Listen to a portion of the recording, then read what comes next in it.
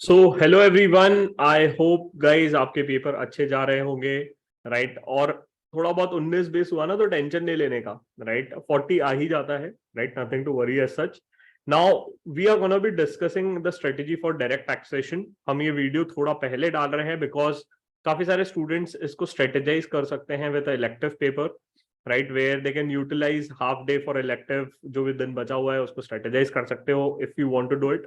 Right अगर नहीं करना है तो definitely can customize this plan, not a problem. But पहले इसलिए डाल रहे हैं बिकॉज डीटी में वॉल्यूम बहुत ज्यादा है। And if you would cover this out strategically, trust me, you can score very good marks in direct taxation. Right तो we have Ishika Gupta, she is all India ranker 19, she is gonna be guiding you कि कैसे आपको follow करना है, how you can score good marks in direct taxation. तो so thanks Ishika for joining in. Thank you, sir. Hi, Yes. guys. So this is a plan which we have prepared, right? Ishika, if you could brief the students out कि कैसे इसको follow करना है, कौन सी चीजें ध्यान में रखनी है। Right. तो ये plan basically we have made कि आप इलेक्टिव का थोड़ा सा पहले भी you covering DT, but then again it's a personal choice. अगर आप चाहते हो कि नहीं आपको इलेक्टिव ही करना है तो I would recommend a similar order. बस आपको क्या करना होगा कि आप सेम टॉपिक्स पे आप टाइम चाहे कम ले लो या आप थोड़ा जल्दी कवर कर लो। अगेन द इम्पोर्टेंट चीजों को हमने हाईलाइट कर लिया है रेड में, तो वो सब तो अपने को छोड़ के जाना ही नहीं है। तो अगर आपके पास टाइम क्रंच होने लगे तो आप एटलीस्ट रेड मार्किंग वाली चीजें पहले कर लीजिएगा in this order itself. Right. तो अगर आपने सपोज स्टार्ट करते हैं अपने पीजीबीपी से या बिजनेस प्रोफेशन जो है, तो व्हाई आई थिंक कि ये 5 हेड्स ऑफ इनकम आप पहले कर लो। तो इसमें क्या होता है कि एक डायरेक्ट क्वेश्चन नहीं आके काफी बार इसके कंसेप्ट आपके पूरे 100 मार्क्स में हेल्पफुल रहते हैं। तो अगर आप ये वाले कंसेप्ट पहले कर लोगे तो पूरा ओवरऑल पेपर में आपको यूजफुल हो जाएगा। एंड जनरली इसके provisions as a single question नहीं आते हैं, एक लॉन्ग क्वेश्चन आता है जिसके लिए आपको ब्रॉडली पूरा चैप्टर चाहिए होता है। तो इट्स नॉट समथिंग कि लास्ट मोमेंट पे ही देख के जाना है अपने को। तो आप स्टार्ट कर लो, चाहे आप कैपिटल गेन से कर लो या फिर आप बिजनेस प्रोफेशन से कर लो, whichever is your strength. And then you just go through income from other sources and salary and house property अगर आपने को करना है। राइट। एंड उसके बाद आप चैप्टर 6 से वाली डिडक्शंस देख लो। These again do not come as a separate question, they come in a broad question. तो एक बार में आप कर लोगे तो आपका पूरा 100 मार्क्स के लिए ये यूजफुल हो जाएगा। उसके बाद आप स्टार्ट करो विद द टैक्स रेट्स वाला chapter, so that you are well versed. This again is something जो आपके पूरे पेपर के लिए यूजफुल रहेगा। तो you complete the tax rates, क्योंकि आजकल काफी सारे क्वेश्चंस में एंड में हम लोगों को न्यू टैक्सेशन स्कीम के हिसाब से टैक्स कैलकुलेशन होता है, and that is something that हम लोग उतना स्ट्रॉन्ग नहीं है, हम लोगों का स्ट्रेंथ नहीं है with all these amendments and tax rates as well. तो आप पहले ये टैक्स रेट्स वाली चीजें कर लो। एंड उसके बाद काफी छोटे छोटे चैप्टर्स हैं ये दो। इनकम सेक्शन 10 वाले जितने एग्जाम्पशंस हैं ये आते नहीं है उतने ज्यादा। So if you have the time for it, go ahead. And if you don't, it's fine, आप छोड़ दो। एंड देन ये स्कोप ऑफ टोटल इनकम या रेसिडेंशियल स्टेटस, अगेन 2 पेज का चैप्टर है आपके लिए। बस पता चलना है कौन रेसिडेंट है कौन नहीं। तो ये भी यूजफुल रहेगा आपके पूरे एंटायर पेपर के लिए, स्पेशली अपना इंटरनेशनल टैक्सेशन आउट है। तो दीज आर सम थिंग्स जो आप कर लोगे ना तो आपको पूरे पेपर में हेल्पफुल रहेगा। एंड इसीलिए पहले बेसिकली कंसेप्ट बिल्डिंग चैप्टर्स हो गए अपने। तो इसमें आप अपना अराउंड 30-40% टाइम इन्वेस्ट कर लो। मे बी अगर आप 2.5 दिन दे रहे हो तो 2.5 दिन का 40%, या अगर आप 1 दिन 1.5 दिन दे रहे हो तो 1.5 दिन का 40%। ऐसे करके ही आप कंसेप्ट अपना कर लो तो बाकी चैप्टर्स काफी ईजी हो जाएंगे। फिर अपना जो एक्शन डे है उसमें basically we have to cover some of these chapters. So एक तो अपने को असेसमेंट प्रोसीजर पे करना ही करना है। इसमें भी काफी अमेंडमेंट्स आते हैं, काफी it is very voluminous in terms of the section numbers और in terms of the procedure. तो काफी कुछ है इसमें पढ़ने को। तो दिस इज समथिंग अगर आप फ्रेश माइंड से कर लोगे एक बार में तो आप पुल थ्रू कर पाओगे, वरना इसमें काफी टाइम लग जाता है। इसमें भी income escaping was an amendment which hasn't come yet in exam. So this is something that we can focus on more. Income tax authorities appeals and revision not very important, but again कुछ भी क्यों छोड़ के जाए, जब आधे घंटे 1 घंटे में पूरी चीजें कवर हो जाएगी तो अपने लगा लेंगे वो 1 घंटा। राइट। फिर next chapter of course TDS TCS अपने को देख के ही जाना है। इसका एमसीक्यू भी आ सकता है, इसका सिंगल इंडिविजुअल क्वेश्चन भी आ सकता है, और इसका एक ब्रॉड क्वेश्चन का भी पार्ट बन जाता है TDS TCS. And a lot of us have practical experience articleship का भी, टीडीएस टीसीएस का। तो उतनी मेहनत नहीं लगती है। तो दिस इज अगेन समथिंग जो कर देख के जाना ही जाना है। राइट। फिर पेनल्टीज, प्रोसिक्यूशन एंड ऑफेंसेस, एक बंच ऑफ चैप्टर्स है जो अपने ने देख के जाना है। उतना एग्जाम पॉइंट ऑफ व्यू से इंपॉर्टेंट नहीं है, specially prosecution. But again I am a believer of not leaving anything, तो ऑफकोर्स आप देख के सब कुछ जाना, राइट।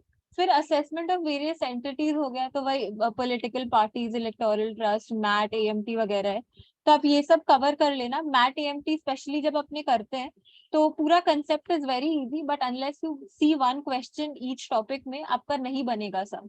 तो आई विल रेकमेंड इन सब चैप्टर्स के लिए हमेशा क्वेश्चन, एक एक क्वेश्चन तो अपने को देख के जाना ही नहीं। एंड सिमिलरली फॉर ट्रस्ट, तो ट्रस्ट में भी अपना जो नॉर्मल ट्रस्ट है और एग्जिट टैक्स वाला है, दोज आर तो very important and her term में आता ही है, तो वो तो पूरा करके एक क्वेश्चन दोनों का देख के जाना ही जाना है। और आजकल business trust, securitization fund, investment fund भी काफी आ रहे हैं, तो क्यों छोड़ के जाना। काफी छोटे कंसेप्ट है, काफी इजी कंसेप्ट है, बस एक दूसरे से सिमिलर है तो हम कंफ्यूज हो जाते हैं। तो what I would do is I would not go into the section numbers, क्योंकि इतने लंबे सेक्शन नंबर्स है अपने याद नहीं होंगे, तो we spend a lot of time on that and अपना प्रोडक्टिविटी कम हो जाता है। तो आप सेक्शन नंबर्स छोड़ के आप खाली कंसेप्ट देख लो इन चैप्टर्स के लिए, nobody asks section numbers, right. फिर उसके बाद लाइन से आप बाकी के डीटी वाले चैप्टर्स कर सकते हो, जो काफी छोटे छोटे हैं, नॉट वेरी इंपॉर्टेंट, एक दो दो तीन क्वेश्चन आते हैं मैक्स, आप समझ लो 10 मार्क्स इनका वेटेज हो सकता है इन वेरी बैड सिनेरियो, तो इनको छोड़ के मत जाइए, आप देख लीजिए जितना आपके पास टाइम हो उसके अकॉर्डिंगली आप इन डेप्थ स्टडी या समरी स्टडी जैसे भी आपको करना है आप कर लो। Then we can start with our international taxation वाला पोर्शन। तो आई ऑलवेज ट्राई की एग्जाम डे पे मुझे स्ट्रेस कम हो, तो इसलिए आप ट्राई करना कि एटलीस्ट कुछ भी नहीं तो एक चैप्टर तो अपना कवर हो ही जाए बिफोर एग्जाम डे। तो पहले वाले दिन जैसे I have kept transfer pricing, क्योंकि it's a very mathematical chapter, तो आप इसको भूलोगे नहीं, इसमें खाली तरीके हैं निकालने, तो आप ये कर लो। एंड अगर आपके पास और टाइम हो तो आप of course more chapters you can focus on. Then the on the exam day the most important chapter to cover is NR taxation. तो NR taxation is very voluminous in terms of rates, अपने भूल जाते हैं कौन से rates हैं या किस में कौन से लगेंगे, और वो काफी कंफ्यूजिंग भी है। तो दिस इज समथिंग आप डे बिफोर एग्जाम या डे ऑफ एग्जाम करोगे तो वो आपको बेस्ट याद रहेगा, क्योंकि इसका रिकॉल करना इज वेरी डिफिकल्ट। तो something that I would do is कि I would always write down the tax rates after just reading them, so that it stays in my memory. So that is something that you can also apply. And of course अगर आप रह जाता है याद तो क्या कोई डर की बात ही नहीं है। फिर direct tax relief, sorry double tax relief basically, तो this is also very small chapter and it's more of a concept building chapter. एक बार ये 3 चैप्टर कर लोगे तो इंटरनेशनल टैक्सेशन भी काफी इजी हो जाता है। एंड फिर लाइन से क्वेश्चन ज्यादातर इक्वलाइजेशन के लेवी के आते ही आते हैं, तो वो एक चैप्टर है आप कर सकते हो। और एडवांस रूलिंग में भी अभी रिसेंट अमेंडमेंट आई है which is not been tested yet, so that is something that might come. तो वो दोनों इज आर फोकस। एंड उसके बाद तो थ्योरी चैप्टर्स हैं, ये टैक्स ट्रीटी हो गया, एमटीसी हो गया और बीपीएस हो गया, तो ये सब भी आप गो थ्रू कर सकते हो। So that's it for tax. And I think जितना आप कर लोगे उतना बेटर है, क्योंकि काफी बार हम कवर नहीं कर पाते, उसकी वजह से ज्यादा डरे हुए होते हैं। तो आवर अप्रोच शुड बी कि जो हो गया, और अगर बाय चांस नहीं कवर होता है पूरा सिलेबस तो भी इट्स फाइन। और बस I think we should not focus on the section numbers out there, क्योंकि काफी टाइम लग जाता है। एंड कैलकुलेशंस, और आप थ्योरी और प्रैक्टिकल को इक्वल वेटेज देके इसको भी पढ़ना, लाइक अ थ्योरी सब्जेक्ट भी। Got it, got it. तो ऋषिका, इसमें एमसीक्यूज को कब कैसे अप्रोच करना चाहिए, थोड़ा सा इस पे टिप हाँ, बता दीजिए। तो सर एमसीक्यूज में क्या है, एमसीक्यूज आप समझ लीजिए 20 एमसीक्यू आते हैं अपने, 1-1 मार्क के और 2-2 मार्क के। 5 एमसीक्यूज हो गए हमारे 2 मार्क के, और बाकी 25 MCQ, I am so sorry, 2 + 1 mark वाले। तो what we can do is, तो 1 मार्क वाले MCQs are generally very easy and do not require a lot of solving. The 2 mark MCQs are based on case scenarios. So institute की एक book भी है case scenarios की, तो आप उसमें से भी 5-6 MCQs आप लोग प्रैक्टिस कर सकते हो। You can mark out there कि कौन से वाले अपने को एग्जाम के पहले देखने हैं, वैसे आप कर सकते हो। वरना अपने टर्म के आरटीपी में भी आते हैं, so that is also a good way to practice these case studies, MCQs. And again, I do not spend a lot of time practicing MCQs, especially case scenarios वाले, क्योंकि आधे घंटे लग जाते हैं बिना एग्जाम के इनको प्रैक्टिस करने में। तो आई थिंक आप कंसेप्ट पे ज्यादा फोकस कर सकते हो, और MCQ तो आप before studying, like not in your 1.5 days, but while you were actually studying or revising. So that is a good time to practice MCQ. Exam के टाइम पे बस देख के जाने कौन से एकदम impossible MCQs हैं. Got it, got it, got it. So DT में यार टेंशन मत लो, फटाफट प्लानिंग जो दिया है उसको फॉलो करो और टाइम वाइज कोशिश करो कि कंप्लीट हो जाए फटाफट, ज्यादा स्ट्रेस मत लो, right. If you are taking more time तो you can also refer some revision videos which are there, उससे एक फ्लो आ जाएगा. That is something which you can follow.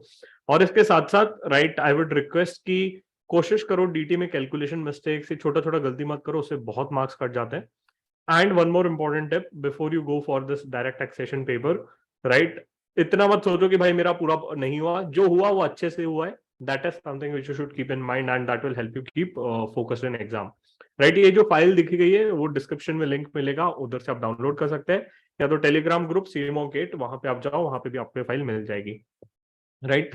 और इसके साथ साथ I would request all of you कि जो भी आप मार्क्स टारगेट कर रहे हो कमेंट सेक्शन में लिखो, एक मोटिवेशन फील होगा आपको भी कि हाँ मेरा टारगेट 80 है, टारगेट 70 है, टारगेट 60 है, जो भी आप टारगेट कर रहे हो लिखो, राइट. इससे हमें भी पता पड़ेगा कि आप क्या टारगेट कर रहे हैं.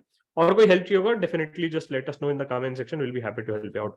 Wish you all the best guys for direct taxation paper, बढ़िया से पढ़ें और इस टाइम को अच्छे से यूटिलाइज करें, right. So thanks Ishika once again for joining in for this session out Thank and you, for the sir. guidance.